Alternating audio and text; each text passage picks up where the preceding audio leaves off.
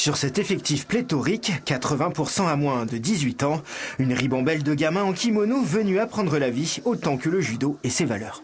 La modestie, le contrôle de soi, tout le code d'honneur du judo, les prises aussi, tout ce qui fait le judo, quoi.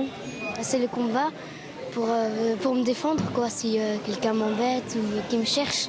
Donc, Pour encadrer les enfants, pas moins d'une vingtaine d'entraîneurs, tous dans le même état d'esprit. Pas question de viser uniquement l'excellence. Pour atteindre le haut niveau, déjà, il faut être passionné.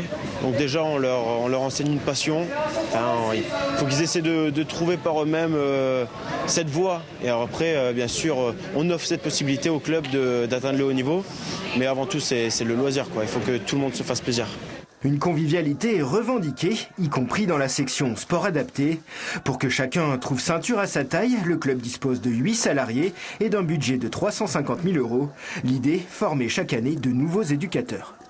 Derrière moi, l'une des têtes d'affiche du club, Dylan Touati, un talent précoce. À 19 ans, il a terminé 3e des championnats du monde de Jiu-Jitsu. Des débuts à Brive à l'âge de 3 ans et depuis une fidélité sans faille pour ce touche-à-tout qui pratique avec succès judo, karaté et donc jiu-jitsu. Dylan a beau être international, il n'envisage pas pour l'instant de partir dans un club plus huppé. Je me sens bien dans ce club, il y a des bons partenaires, il y a des très bons coachs. Et donc du coup, ils sont là pour nous et pour nous booster le plus. Et même les plus jeunes, ils sont là aussi pour essayer de prendre notre place.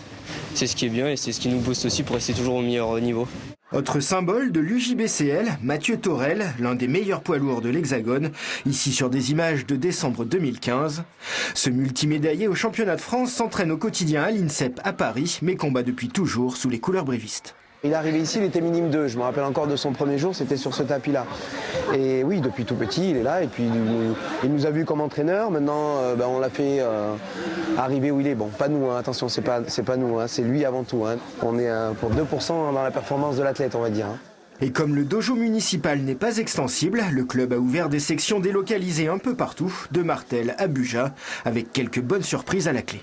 On a le bon exemple de Nour Belkacem, qui a commencé le judo dans la section de Varese et qui est aujourd'hui championne de France cadette, qui a remporté le tournoi d'Eindhoven en junior il y a 15 jours et qui, si on n'avait pas monté cette section à Varese, n'aurait peut-être jamais fait de judo.